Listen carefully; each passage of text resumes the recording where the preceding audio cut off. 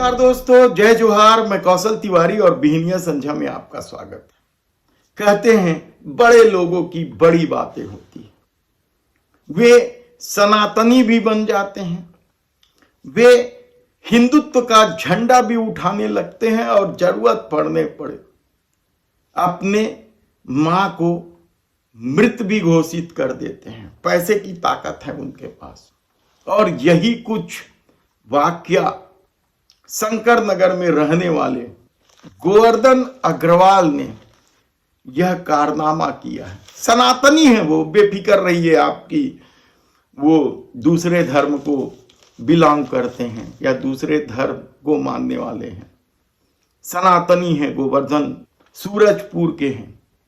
इनके पिता नानू राम अग्रवाल की मृत्यु हो जाती है और यहां राजधानी के नजदीक कुछ जमीनें थी।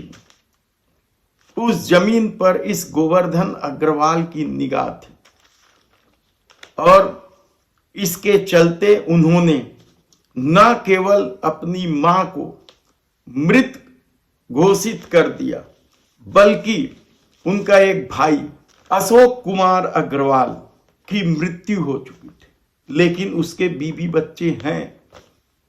इस सनातनी गोवर्धन अग्रवाल को उन बीवी बच्चों पर भी दया नहीं आई और न ही उनकी एकमात्र बहन भी है, उस पर भी कोई चर्चा की और अपने को अकेले वारिस बताकर चुपचाप फर्जी तरीके से धरसीवा मेन रोड में स्थित जमीन को न केवल अपने नाम कर लिया, बल्कि उसे बेच भी दिए 1 करोड़ रुपए में।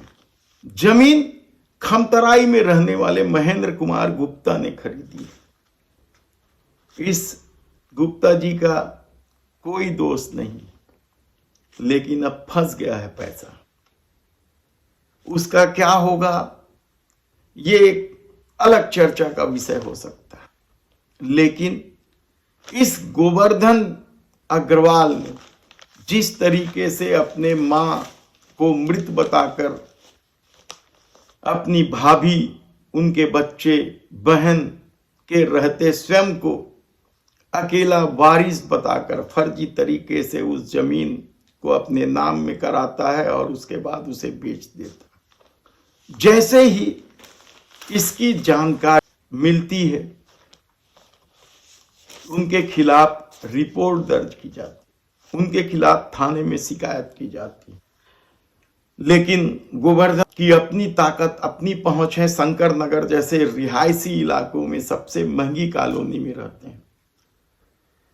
मामले को टालते रहे, लेकिन जब दबाव ज्यादा बढ़ा तो गोवर्धन अग्रवाल के खिलाफ अब जाकर रिपोर्ट लिख दी गई और सारे मामले का खुलासा होते ही लोग हैरान हैं कि किस स्तर तक पैसे की भूख लोगों के दिलो दिमाग में छाया हुआ है कि वह अपनी जिंदा मां को मृत बता देता है।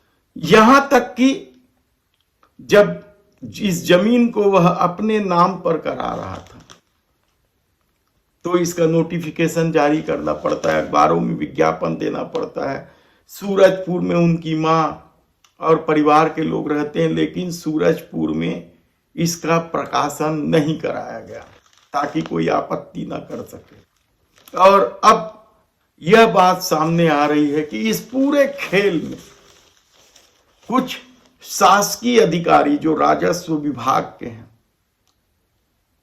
उनका भी साथ था, मिली भगत थी उनकी। और बगैर मिली भगत के इतना बड़ा काम हो नहीं सकता। हो सकता है कि गोवर्धन अग्रवाल ने इस पूरे मामले में लीपापोती करने के लिए अधिकारियों को, पटवारियों को, तहसीलदार तक को पैसे दिए होंगे। लेकिन अब जाकर गोवर्धन अग्रवाल के खिलाफ FIR हो गया है। देखना है कि इस मामले में भारतीय जनता पार्टी की सरकार क्या कुछ करती है।